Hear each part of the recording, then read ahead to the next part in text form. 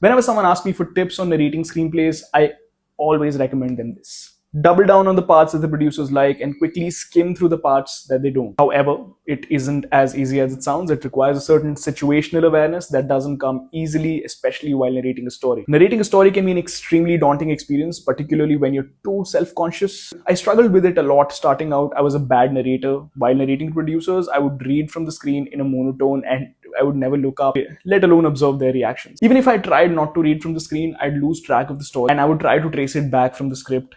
It was so embarrassing that it killed my confidence. I even started rehearsing my narrations, but it didn't help much because rehearsed narrations don't work in every room. Each room has a different energy. Pitching in a crowded cafe and pitching in a painfully silent office cabin are two totally different experiences. Rehearsed narrations fall flat if they don't go as planned. The worst part is you don't even realize how the producers are received because you're too busy with the theatrics of your narration. I've been pitching for a while now, almost on a weekly to monthly basis, and it's not the same anymore. Now I don't rehearse my narrations at all.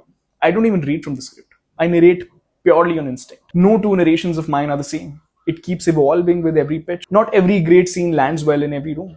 Therefore, I read the room and improvise accordingly. Sometimes I discover new exciting scenes along the way. Most of the time, I gain clarity on what isn't working, what really changed over the years. I started treating narrations like gossip. I flipped my whole mindset around narrations. You do realize how thrilling gossiping is, right? The gossip mongers get all the attention, and the listener is always dying to hear what happens next. I wanted to do exactly that with my narration. So I treated my script narrations like gossip. I'd narrate them like I'm gossiping about my characters and their lives. I'd narrate events in the story in vivid detail, as if I was there when it all happened. I remember one of the producers during a narration asked, "Did that really happen?"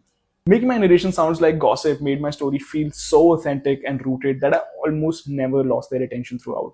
In a way, I stopped taking narration so seriously. And it did wonders for me. It increased my situational awareness enough to absorb all the reactions from the producers and even play off of them. Let me know if you want me to expand more on the narration process. And cheers guys, I'll see you in the next video. Bye bye.